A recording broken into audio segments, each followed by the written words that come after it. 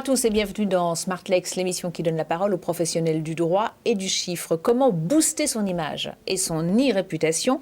92% des entreprises estiment que leur présence sur Internet est indispensable. Alors justement, on va en parler avec Jean-Philippe Mathéus. Bonjour. Bonjour. Vous êtes directeur artistique, chef de projet chez Imagraph, donc une agence de communication déontologique. Vous y tenez beaucoup, vous nous expliquerez pourquoi. Je pense parce que vous accompagnez beaucoup d'avocats, d'huissiers, les professionnels du droit, donc des professions réglementées. Absolument, tout à fait. En fait, aujourd'hui, travailler dans la communication avec ces professions passe forcément par le respect de cette déontologie, parce que tous ont cette notion de déontologie dans leurs textes qui régissent leur profession. Donc on ne peut pas proposer n'importe quelle communication à n'importe quelle profession réglementée. Mais est-ce qu'ils ont le réflexe de communiquer? C'est encore un peu difficile? Alors, ils aimeraient avoir le réflexe. On leur dit, et les instances et leurs têtes pensantes leur disent, il faut communiquer, il faut être présent sur les réseaux sociaux, il faut avoir un site internet, il faut le faire des choses, mais en même temps, ils ont parfois un peu de pudeur, c'est-à-dire qu'entre le jour où ils ont envie de faire quelque chose et le jour où on le met en place, il faut appréhender cette notion de pudeur, de communiquer. Ils ont toujours peur que ce soit contre-productif. Oui, donc il faut une communication particulière, on va justement en parler. Mais on a vu quand même que le Covid avait accéléré les choses. Ils ont progressé dans leur transformation numérique, où est-ce qu'ils en sont?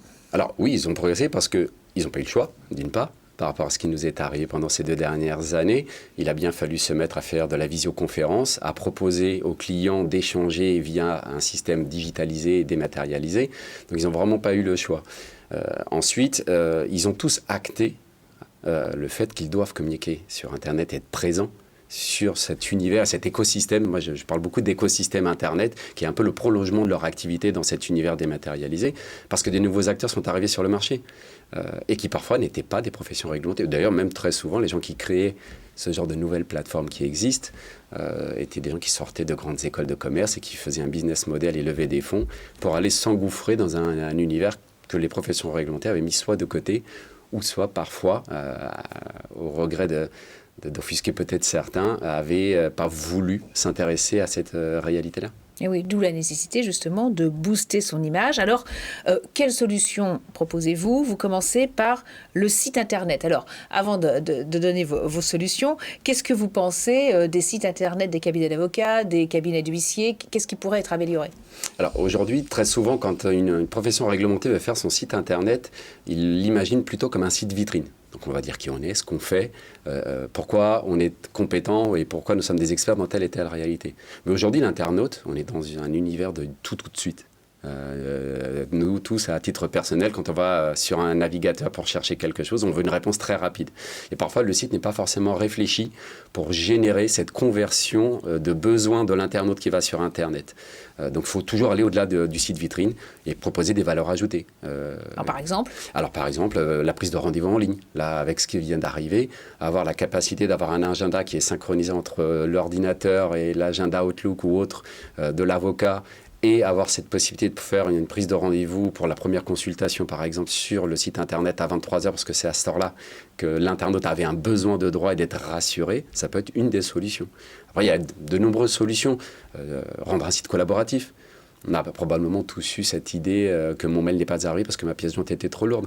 Avoir un espace collaboratif pour échanger des données avec nos clients peut être un excellent moyen aussi d'apporter de la valeur ajoutée à notre site.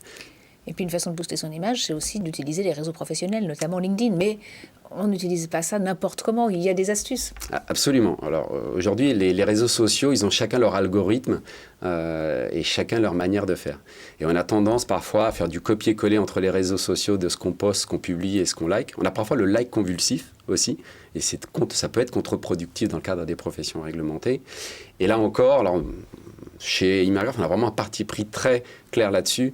Quand on veut utiliser les réseaux sociaux et notamment LinkedIn pour en faire un outil professionnel, pour générer quelque chose d'intéressant professionnellement parlant, on n'est pas là juste pour flatter l'ego. Et on n'est pas là juste pour dire aux confrères que nous, on a fait ça. On est là pour parler à nos futurs clients. Et ça, ce n'est pas un exercice qui est facile, je le conçois. Et je ne dis pas ça parce que je veux faire des attaques à ceux qui ont cette démarche. Je dis juste que chacun son métier Un avocat doit se concentrer sur ses dossiers et être le meilleur sur son dossier. Et ensuite, il y a des professionnels, effectivement, qui vont réfléchir à toute cette stratégie de e-réputation, ce qu'on appelle cette fameuse e-réputation, et qui ne se met pas en place du jour au lendemain. Il faut aussi accepter de prendre le temps de bien organiser l'image qu'on véhicule de nous et de notre entité. Et ça passe aussi par la vidéo, un support dynamique et performant, dites-vous. Oui, absolument, parce que la vidéo, aujourd'hui, c'est une attitude, entre guillemets, passive de celui ou celle qui la regarde, mais en même temps, ce sont des images très dynamiques et qui ont jusqu'à 7, voire 10 fois de retombées supplémentaires en termes de médiatisation. Partager un post avec une vidéo va nous permettre de toucher beaucoup plus de monde. La personne va pouvoir la revoir, va pouvoir regarder juste un morceau, va pouvoir la partager. Donc effectivement, c'est un outil incontournable.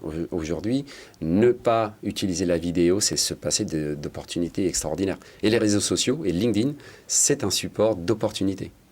Alors on évoquait tout à l'heure justement la concurrence des plateformes. Comment est-ce que les avocats, les huissiers, ces professionnels du droit, peuvent-ils se démarquer ?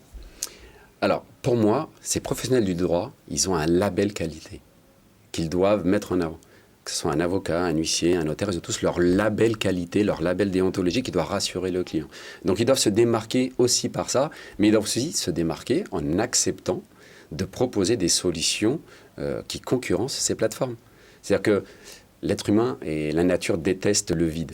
Donc, si aujourd'hui ces plateformes se sont engouffrées sur certaines réalités, c'est parce que les professions réglementées l'avaient laissé en friche. C'est répondre à un besoin. Mais ces professionnels, vous le dites bien, ces professions, elles sont réglementées. Est-ce que du coup, ça n'applique pas des contraintes que les plateformes n'ont pas ? Évidemment que parfois la guerre n'est pas forcément partielle.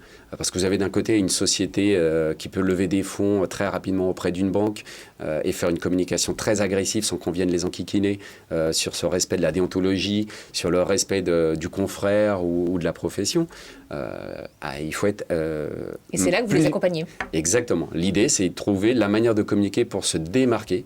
C'est-à-dire que les professions réglementées, elles ne vendent pas un prix, contrairement à ces plateformes qui très souvent vendent un prix et le fait de pouvoir le faire soi-même, finalement, la prestation, quelque part.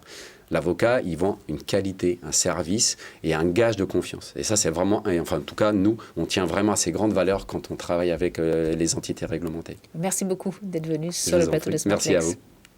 Et on poursuit avec un nouvel invité.